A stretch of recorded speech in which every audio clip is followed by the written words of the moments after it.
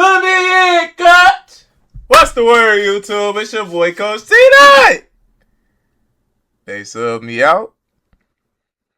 I'm back in the game, Coach. I'm back with some more heat for y'all, boys, man. So check it out, chat. We finna get right into it, man. So today we're gonna be reacting to 1988. Michael Jordan was a one-man army. Man, y'all already know 88 Mike was going crazy, G. Alright, this was the best archetype of Mike that we've ever seen. Down there, the best player we've ever seen, G. Go back and look at the stats, look in the archives. The nigga was going so crazy, G. MVP, Defensive Player of the Year, All-Star Game MVP, averaging 39 points a game, G. Man, Mike was going crazy, folks. Alright? But we finna see how crazy he was going today. For all my new viewers. I don't fake none of my reactions. All my reactions are live. And we gonna watch this together. You feel me? Let's get it, chat, man. I've been gone too long, man. It's time to get back busy, man. Because we not just the best in the city, but the best in the world, G. Without further ado. And it's Mike! Before the rings, before the dynasty, Michael Jordan was already rewriting basketball history. Hey, make sure y'all smash that like button. Let's do it. In 1988, he conquered it alone.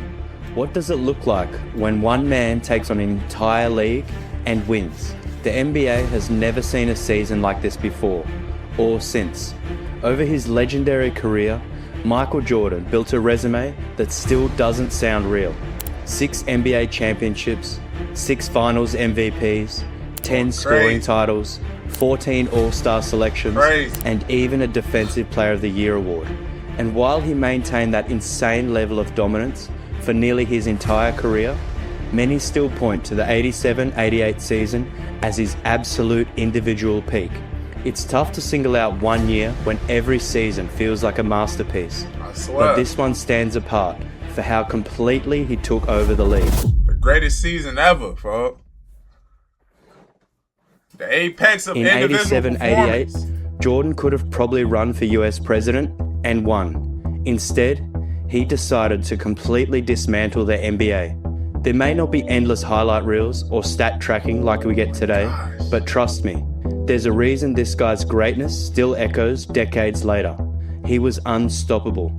Jordan averaged 40.4 minutes per game, yes, 40 minutes a night, and made every single one count. League leading 35 points, 5.5 rebounds, 5.9 assists, league leading 3.2 steals, and 1.6 blocks. See, I lied, Chad. I said 39 points. I thought it was 39, folks, but it was 35. My bad. Those last couple are ridiculous for a guard who was also the team's entire offensive engine. How in the world did he have the energy to do all of this? Oh, no. Hold on, G. His three-point percentage was a Hold on. 13. Entire offensive engine. Folks. How in the world did he have the energy to do all? Why he just shake him out his boots like that, G? Oh, no, man. I ain't know Mike had that. All of this? It wasn't all perfect, though. His three-point percentage was a career worst 13%. So, he was mortal after all. But from two-point range, nearly 55%. And if you tried to guard him, he'd basically end your night, legally of course. Under head coach Doug Collins, the Bulls finally made real progress, winning 50 games for the first time since the mid-70s. And that came from relying on Jordan to a truly absurd degree. A 34.1% usage rate, top 5 in his entire career. To understand just how dominant Jordan was that season, consider this. He averaged 35 points per game. The second place scorer, Dominique Wilkins at 30.7 points per game. That's a 4.3 point gap. The kind of statistical chasm that separates the elite from the transcendent. Larry Bird came in third at 29.9 points per game, followed by Charles Barkley and Karl Malone.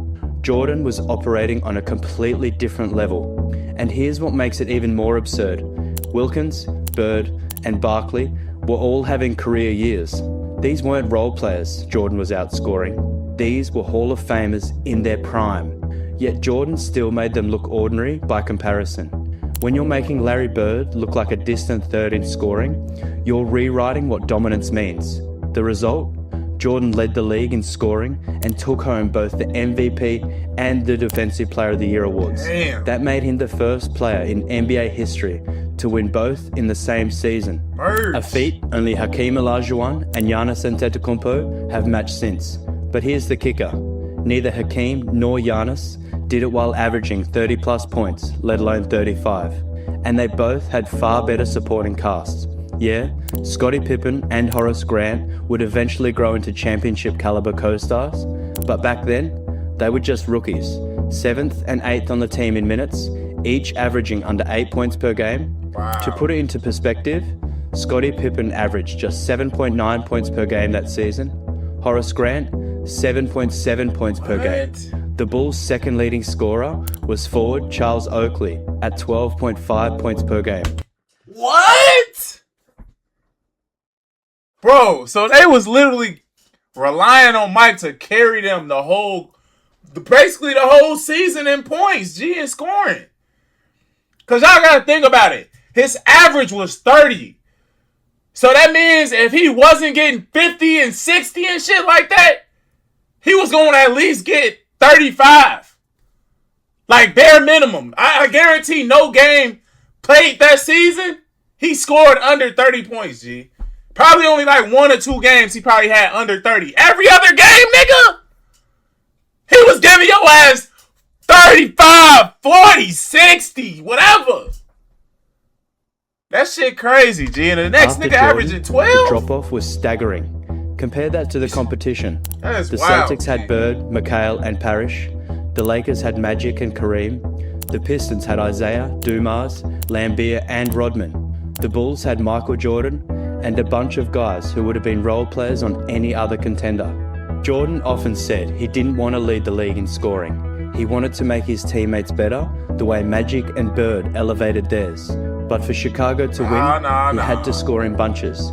That year, Jordan's dominance wasn't just about scoring, it was about how often he did it. He dropped 40 or more points in 18 different games. That's nearly once every 4 games. And his consistency was just as terrifying. Only 3 times all year did he fail to crack 20 points. What I tell y'all, only 3 times he scored under 20. What'd he say? Terrifying. Only 3 times all year did he fail to crack 20 points. Did he fail to crack 20 points?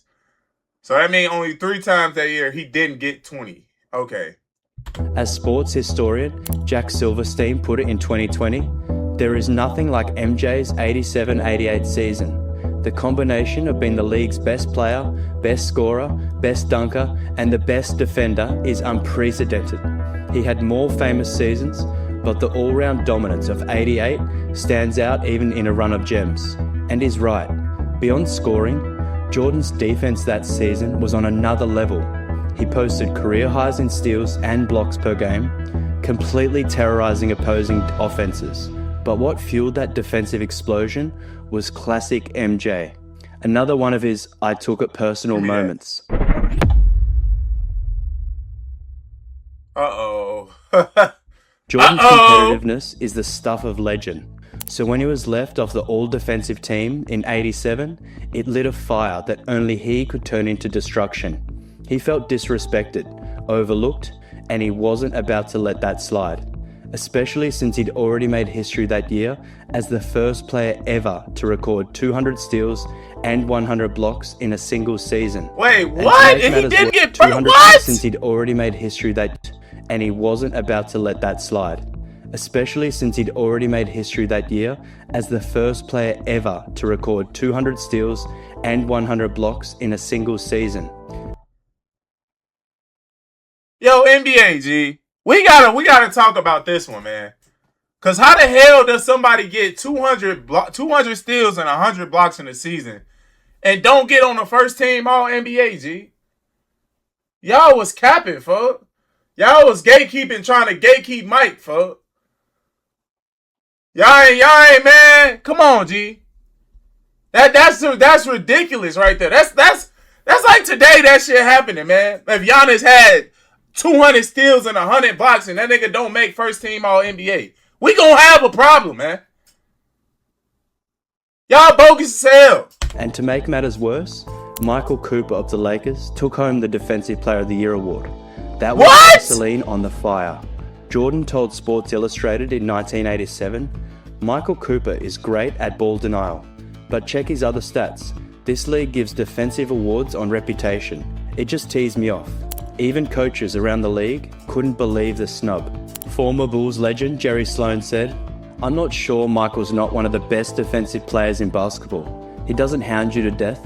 He's just got so much athletic ability, he can cover anybody. So when the 1988 season came around, Jordan made it personal. He was on that. He came back with a vengeance.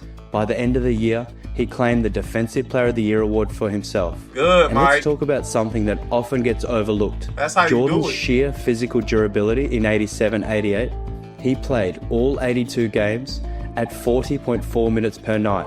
That's nearly the entire game, every single night, for 6 months straight. Most stars today consider load management essential. Jordan, he was playing full games while leading the league in scoring, steals, and defensive intensity. At 24 years old, Jordan was at his absolute athletic peak. His combination of speed, vertical leap, endurance, and body control was unlike anything the league had ever seen before. He could explode to the rim for a dunk in the first quarter and still have the energy to lock down the opponent's best player in the fourth. That kind of two-way dominance at that volume simply doesn't exist anymore. The 87-88 Bulls were elite defensively. And y'all know what's crazy, G? They was really trying to compare Kawhi to Mike, G. They was trying to compare Kawhi Leonard, always hurt, always sitting on the bench ass, to the great Michael Jordan. Y'all niggas had to be smoking that bugger sugar something, folks. Cause there's no way, G. I don't even never put them niggas in the same category ever again, man. Cause y'all tweaking, G. There's no way Kawhi should ever be mentioned with Michael Jeffrey Jordan. Like, that's dead, G. And Kawhi, like, he used to, like, I ain't gonna lie, he was on that level. Like, he was slowly, like, creeping up, you know? They was on talking about the best two-way player since Michael Jordan. Best, you feel me? Because Kawhi used to really be locking up, and he was about a bucket. But now, that shit all the way dead, man. I don't ever want to hear that comparison ever in life. Or whoever say something like that, G, I'm smacking all type of teeth out your mouth, man. Stop playing with me. Stop playing with my goat like that, man. I don't ever want to hear that comparison ever again, G. The only nigga that I would say y'all can compare to Mike now, today, is Anthony Edwards, his son. That's the only one. Everybody else, and ain't nobody else in the league that's like capable of being like a two-way, high level two-way player, G. I'm talking about being able to lock up on defense, and average 30. I don't see nobody else doing that, G. Like, I'm talking about locking up on a high level. And me, I like competitors. It ain't too many, like, real dogs, like competitors now. Like, Anthony Edwards, the only one that give me that feel, G. You feel me? So, come on, man. That Kawhi Leonard shit, y'all can miss me with that, Jumping from the 11th best defense to 3rd in the league. And remember, this was before Scottie Pippen became a starter. He was a rookie coming off the bench, starting 0 games. That means the Bulls' defense was anchored by a guard. Scottie, man. I ain't even gonna go on you too hard, G, but you one ugly ass nigga, man. Pause. But like, damn. Man, you lucky you made it to the NBA, folks, because this is only a face that a mother could love, man. I see why you're white, man. I ain't gonna even get into it, G, but damn, Scottie. Yo Michael ass, Jordan, man. not a center and not some defensive specialist, just the most competitive human on the planet, turning every possession into a nightmare. It was terrifying to run an offense anywhere near Michael Jordan. But the crazy part, even with all that dominance, the moments are what people still talk about. Because 1988 wasn't just about consistency, it was about explosions. One of Michael Jordan's most memorable performances during the 87-88 season came on January 29th, 1988 against the New Jersey Nets. Jordan recorded a career-high 10 steals and scored 32 points on 14 of 18 shooting in just 27 minutes, leading the Bulls to a commanding 120-93 win at home. Hold on, what game was that Leading against? 2 points, Jordan recorded a 29th, 1988 against the New Jersey Nets.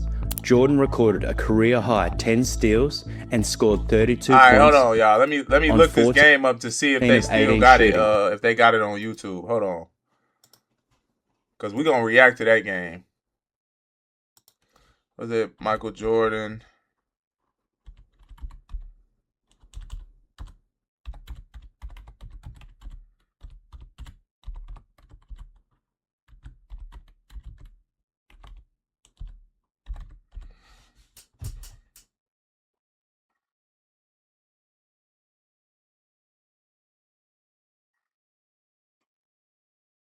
Damn, they don't got the game, man.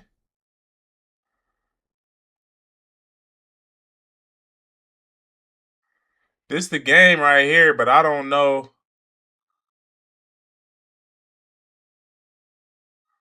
Yeah, this it right here. We're gonna watch this. All right, let's go back. In just 27 minutes, leading the Bulls to a commanding 120-93 win at home. It was a masterclass in two-way dominance. His quick hands, anticipation, and relentless energy turned defense into instant offense, sparking Chicago's transition game and suffocating the Nets from start to finish. And then came the weekend that felt like a coronation. Uh-oh. Don't tell me 1988. That All-Star weekend in Chicago was when the world officially learned what the city already knew. Michael Jordan wasn't just the most spectacular player alive, he was the best player. Though the Bulls were still years away from their first championship, this weekend cemented the path that would make them unstoppable. It began with the 1988 Slam Dunk Contest, arguably the greatest in NBA history. The stage was set. Jordan versus Dominique Wilkins, And he was the also dunk known as the contest human champ. highlight film. Two elite high flyers in their athletic prime, both former dunk champions, both out to prove they were the ultimate showman. But this was different. It was Chicago, it was Jordan's home court, and the energy in the building felt like something out of a movie. Wilkins was putting on a show, windmilling his way to a lead that forced Jordan to dig deep. With one dunk left, he needed a 49 out of 50 to win. He stood at the baseline, dribbling slowly, surveying the floor, then he took off. One long stride, a few dribbles, and a lift off from the free throw line. You've seen the photo. Air Jordan, mid-flight, eyes locked on the rim. That's the legendary picture right there, fuck. Gee, the nigga took off from the free throw line. Like when you really think about it, G, you know how much hang time and like just bounce you gotta have to be able to jump from the free throw line and dunk that shit?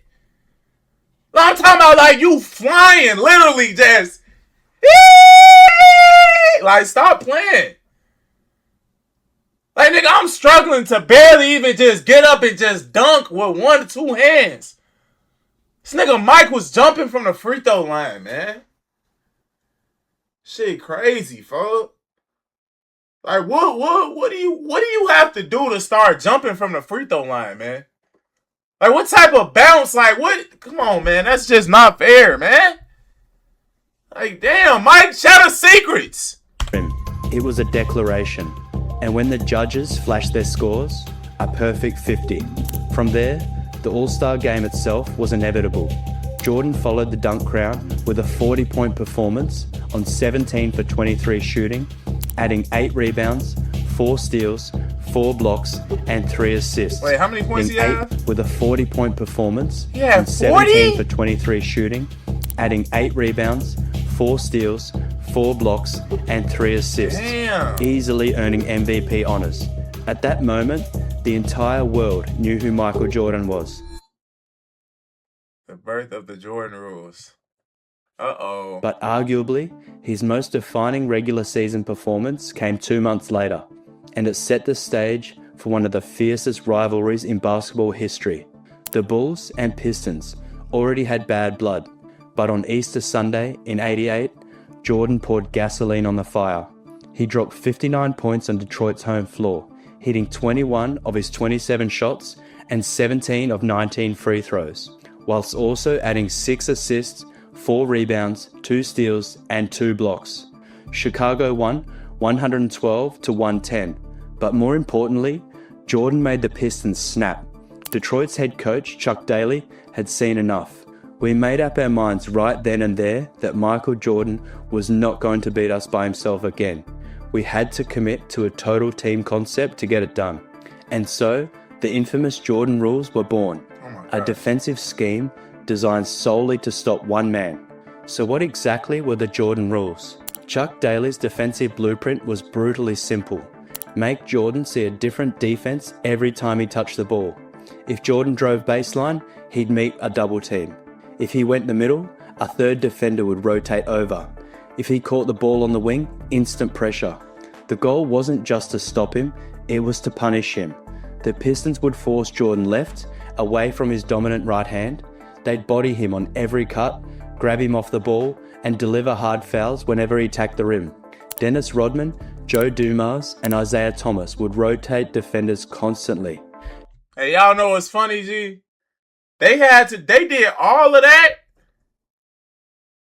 and Mike still down to average 35 plus on these niggas, G. They did all of that just to limit him to scoring 35 a game, fuck. So imagine if they didn't have all these principles. Nigga, Mike would have averaged 50 on their weak ass. They had to do that. Because I'm really like, when you really think about it, who on that team could guard Mike, fuck? Yeah, niggas could say Joe Dumars was a rival of Mike. No, he wasn't, bro. He just wasn't. Mike was destroyed. He was a little guy. Nigga was like 6'1".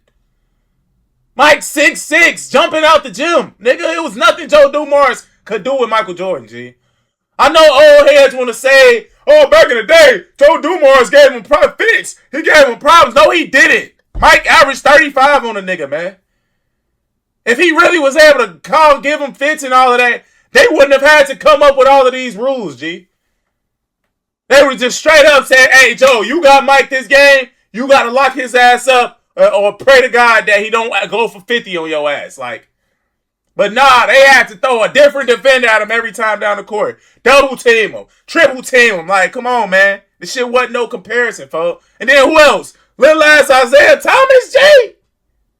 Oh, oh no, G.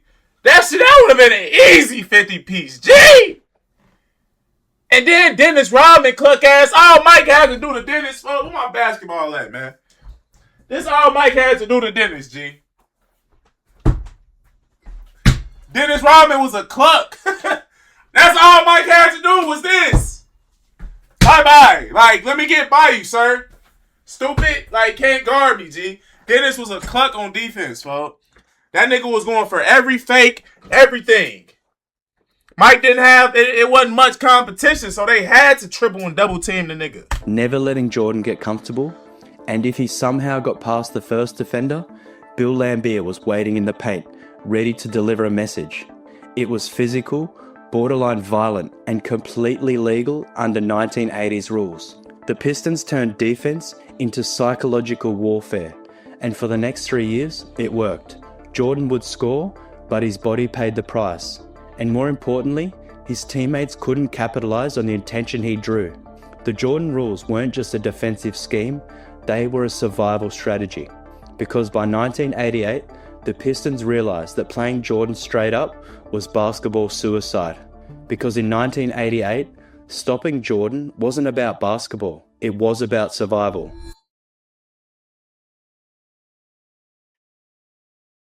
As great as his regular season was, the real test and the true stage for legends comes in the playoffs. And in 1988, Hey! Jordan took that stage against the Cleveland Cavaliers and delivered another unforgettable performance. The Chicago Bulls and Cleveland Cavaliers share a long history of heated encounters, but back in 1988, it was Michael Jordan who single-handedly derailed Cleveland's rise every time they got close. In the first round of the 1988 playoffs, Jordan made NBA history by becoming the first player ever to record back-to-back 50-point games in the postseason. Dang. In Game 1 against the Cavs on April 28th, he dropped 50 points on 19 for 35 shooting, nailing all 12 of his free throws. Then came a classic Jordan moment, one born from pure competitiveness. After Game 1, Cleveland's Ron Harper, who had missed that matchup, claimed that Jordan wouldn't have scored that many if he'd been guarding him. Of course, Jordan heard it.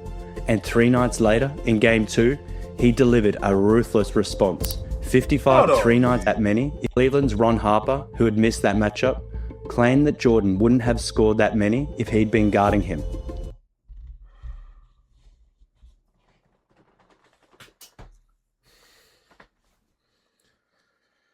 Oh, man, these old heads, G, and these claims, man. Like, bro, do you not, like, Ron Harper, G? Respectfully, bro, nobody gave a damn if you was guarding him or not, man. You was a good defender, yeah, you had long arms and shit. But Mike was not worried about you, gang. It would have been the same result if you was guarding him, folks. It would have been the same thing. Niggas love saying, oh, I woulda, shoulda, coulda. Why you didn't guard him then? Why you ain't guard him? You was scared.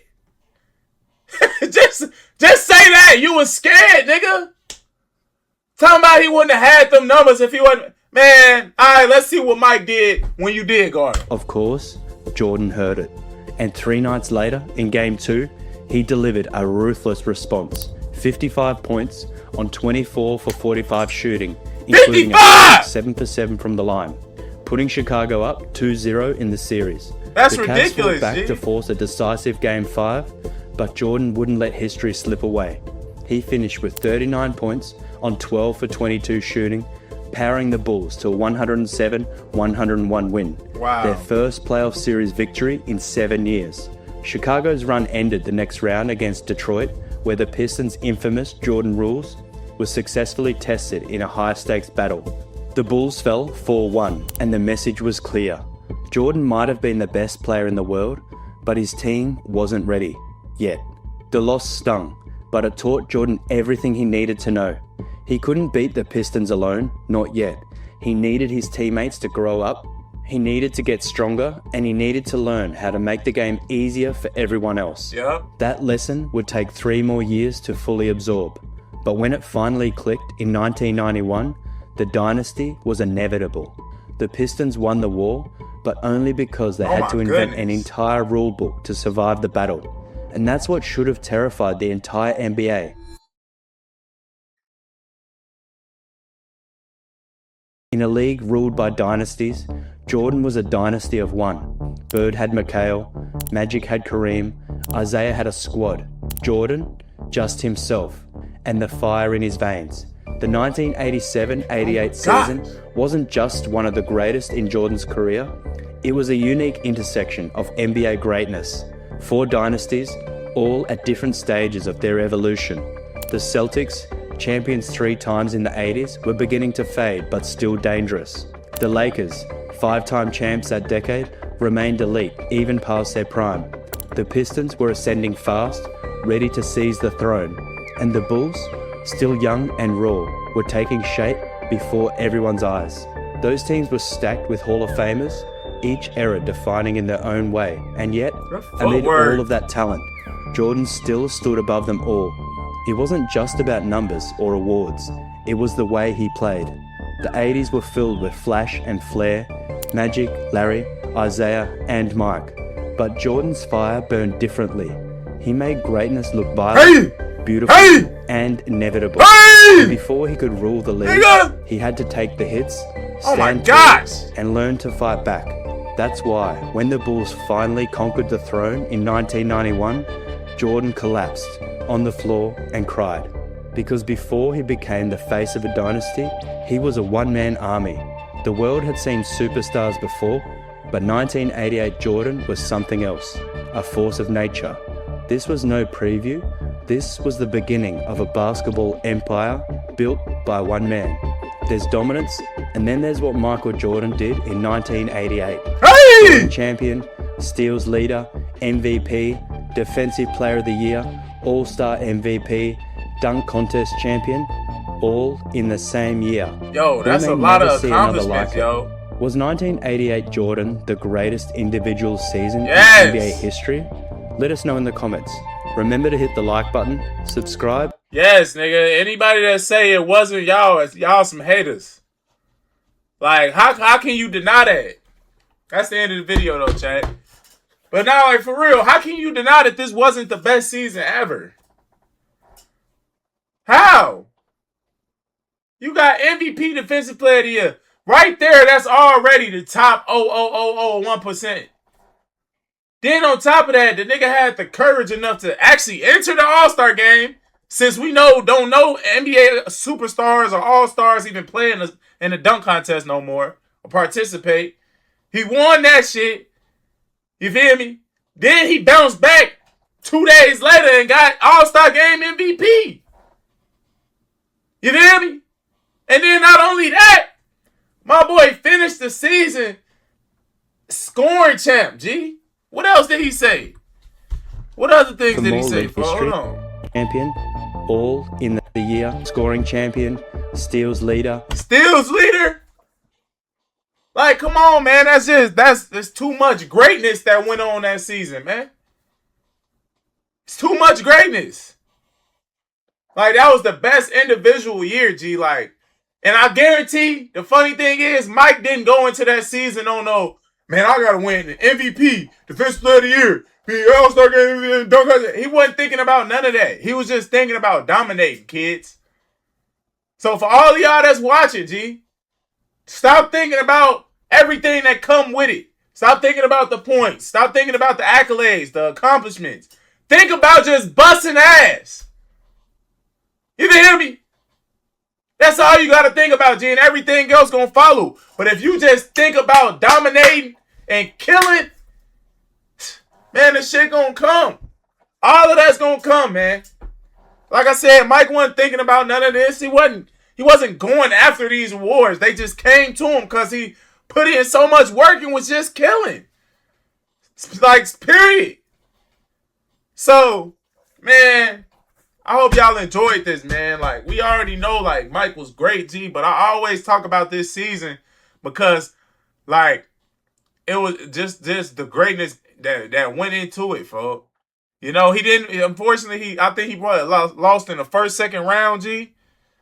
But it was after, like, this round, like, this, like, all of this that went on when Mike started really understanding, like, all right, this is what I really need to do to become a champion. His teammates got older. Scotty, Horace Grant, all of them started getting older, maturing. You feel me?